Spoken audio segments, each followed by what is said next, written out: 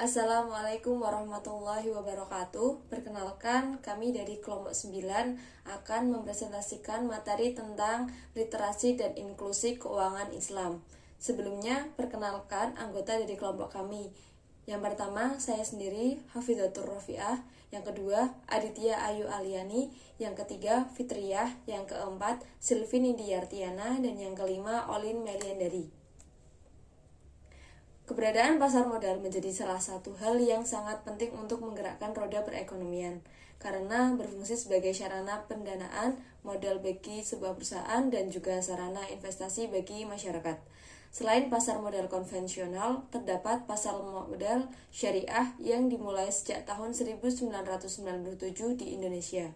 Pada umumnya, kegiatan dalam pasar modal syariah tidak memiliki perbedaan dengan pasar modal konvensional. Hanya saja dalam pengaplikasiannya memiliki beberapa syarat khusus, yaitu produk-produk yang diperjualbelikan serta mekanisme bertransaksi tidak melanggar prinsip-prinsip syariah, yang mana prinsip tersebut bersumber pada Al-Quran dan Hadis sebagai sumber hukum. Perkembangan dalam pasar modal syariah dapat dilihat dari banyaknya jumlah saham syariah yang beredar. Dalam daftar efek syariah atau DES per Desember 2019 terdapat 445 jenis saham syariah dari total jumlah emiten 659 yang ada di BI. Selain itu, nilai kapitalisasi pasar saham syariah dalam 5 tahun terakhir mengalami peningkatan dari tahun 2014 sebesar 2.947 triliun meningkat pada tahun 2018 sebesar 3.667 triliun. Perkembangan pasar modal syariah di Indonesia dari data yang diperoleh dapat dikategorikan positif. Namun, keberadaan pasar modal syariah sebagai sarana investasi bagi masyarakat di Indonesia masih terbilang rendah peminat. Pada tahun 2018, komposisi investor saham syariah hanya sekitar 5,7% dari total investor saham pada pasar modal. Kurangnya pemahaman masyarakat mengenai pasar modal syariah diindikasikan sebagai keraguan bagi investor untuk menanamkan modalnya pada pasar modal. Pemahaman terhadap pasar modal merupakan terminologi dari istilah literasi keuangan dalam hasil Strategi Nasional Literasi Keuangan Indonesia atau SNLKI yang dilakukan oleh Otoritas Jasa Keuangan atau OJK pada tahun 2017 menghasilkan indeks tingkat literasi keuangan sektor pasar modal yaitu 4,4%. Angka ini menjadi yang terendah dibandingkan sektor industri keuangan lainnya. Literasi keuangan merupakan suatu hal yang seharusnya menjadi dasar tiap-tiap individu atau masyarakat dalam mengelola urusan keuangan. Otoritas Jasa Keuangan sebagai lembaga yang mengatur seluruh kegiatan di sektor keuangan bertekad mewujudkan sistem keuangan yang berkelanjutan dan stabil, menyatakan bahwa literasi keuangan akan diikuti oleh tingkat inklusi keuangan. Dalam mendorong peningkatan inklusi keuangan, strategi yang diterapkan dengan menyesuaikan perkembangan zaman adalah memanfaatkan jaringan internet.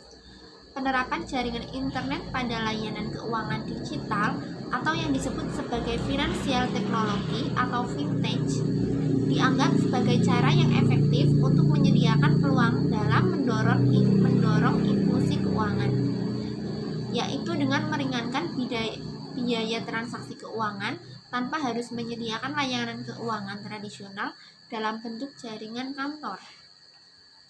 Fintech dalam dunia perbankan telah memberikan dampak yang sangat signifikan, di mana fintech mampu menjangkau masyarakat yang belum dapat dijangkau oleh perbankan. Hadirnya fintech di pasar modal memberikan kemudahan bertransaksi seperti contohnya online trading system yang telah menjadi bagian penting dalam perkembangan pasar modal saat ini. Banyak perusahaan sekuritas yang ada di Indonesia saat ini menawarkan sistem online trading sebagai salah satu fasilitas penunjang bagi para investor pada perusahaan sekuritasnya. Untuk investor saham, syariah terdapat pula syariah online trading system atau disingkat SOTS, di mana sistem tersebut telah berintegrasi dengan prinsip syariah yang berlaku. Kemudian ada literasi keuangan. OJK nomor 76 2016 menyatakan literasi keuangan adalah pengetahuan, keterampilan, dan keyakinan yang mempengaruhi sikap dan perilaku untuk meningkatkan kualitas pengambilan keputusan dan pengelolaan keuangan dalam rangka mencapai kesejahteraan.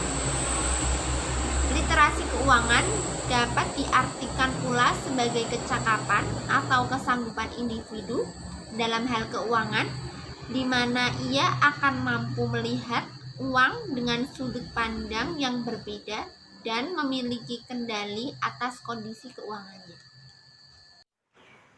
3 instrumen pengukur literasi keuangan menurut Guidebook OECD INFI 2016. Yang pertama, pengetahuan keuangan atau financial knowledge. Pengetahuan keuangan dihitung sebagai jumlah tanggapan atau jawaban responden terhadap pernyataan mengenai 4 topik pengetahuan keuangan, yaitu nilai waktu uang, resiko dan laba, definisi inflasi, dan diversifikasi. Yang kedua ada perilaku keuangan atau financial behavior. Tingkat perilaku keuangan mengacu pada sejumlah pernyataan untuk mengeksplorasi sejauh mana seseorang berperilaku dalam cara melek keuangan. Yang ketiga ada sikap keuangan atau financial attitude, terkait dengan bagaimana responden dalam memprioritaskan. Kemudian ada financial technology. Financial technology atau sering disebut juga dengan digital keuangan merupakan inovasi sistem keuangan secara digital agar masyarakat dapat dengan mudah mengakses produk dan layanan keuangan dan melemahkan barrier to entry. Financial technology dalam penelitian ini adalah produk digital keuangan pada pasar modal berupa produk aplikasi online trading saham. Inklusi keuangan. Inklusi keuangan adalah sebuah kondisi di mana setiap anggota masyarakat mempunyai akses terhadap berbagai layanan keuangan formal yang berkualitas, tepat waktu, lancar, dan aman dengan biaya terjangkau sesuai dengan kebutuhan dan kemampuan masing-masing. Definisi lain dari inklusi keuangan menurut Allen et al. Inklusi keuangan didefinisikan sebagai penggunaan layanan keuangan formal yang membawa manfaat kepada para individu seperti penggunaan akun bank, kartu debit, kredit, dan lainnya. Financial technology. Pengukuran adopsi penggunaan online trading system sebagai produk dari financial technology di pasar modal Indonesia. Pertama ada perceived receive use atau persepsi kemudahan penggunaan didefinisikan sebagai sejauh mana seseorang percaya bahwa menggunakan sistem tertentu akan bebas dari usaha. Yang kedua ada perceived usefulness. Perceived usefulness adalah persepsi kegunaan mengacu pada tingkat di mana seseorang percaya bahwa dengan menggunakan sistem tertentu akan meningkatkan kinerja pekerjaannya. Yang ketiga ada attitude worth using atau sikap terhadap penggunaan mengacu pada perasaan positif atau negatif individu dalam menggunakan teknologi. Yang keempat ada subjective norms, adalah persepsi seseorang terhadap harapan dari orang-orang yang berpengaruh dalam kehidupannya mengenai apa yang dilakukan atau tidak dilakukannya dalam menggunakan teknologi. Yang kelima ada trust. Trust adalah harapan yang dipilih oleh orang lain untuk percaya tidak akan berperilaku opportunistik. Yang keenam ada perceived risk, adalah resiko yang dirasakan sebagai semacam kerugian subjektif yang diharapkan atau kemungkinan kerugian yang didapatkan saat mengejar hasil yang diinginkan. Yang ketujuh ada perceived benefit. Perceived benefit adalah persepsi positif yang disebabkan oleh suatu aksi, dalam hal ini keuntungan langsung, mengacu pada manfaat langsung dan nyata yang akan dinikmati pelanggan dengan menggunakan perdagangan online. Pengukuran inklusi keuangan menggunakan adopsi pengukuran OECD atau INFI 2016 yang dimodifikasi sesuai konteks penelitian, yaitu yang pertama, product holding, yaitu bertujuan untuk mengidentifikasi produk yang saat ini dimiliki oleh responden. Yang kedua yaitu product awareness, yaitu kesadaran akan penggunaan produk keuangan adalah hal yang penting dalam memulai langkah untuk peningkatan inklusi keuangan, di mana dengan kesadaran ini akan mencegah terjadinya kesalahan. Lalu yang ketiga adalah product choice, yaitu dalam memilih produk keuangan, inklusi keuangan akan menguntungkan konsumen jika mereka terus memantau produk mereka. Selanjutnya yaitu kesimpulan. Hasil penelitian ini menunjukkan bahwa literasi keuangan berpengaruh positif signifikan terhadap inklusi keuangan. Sehingga apabila pemahaman literasi keuangan mengalami peningkatan, maka inklusi keuangan akan mengalami peningkatan juga. Begitu pula sebaliknya, finansial teknologi juga berpengaruh positif signifikan terhadap inklusi keuangan, yang artinya apabila finansial teknologi mengalami peningkatan, maka inklusi keuangan juga akan mengalami peningkatan.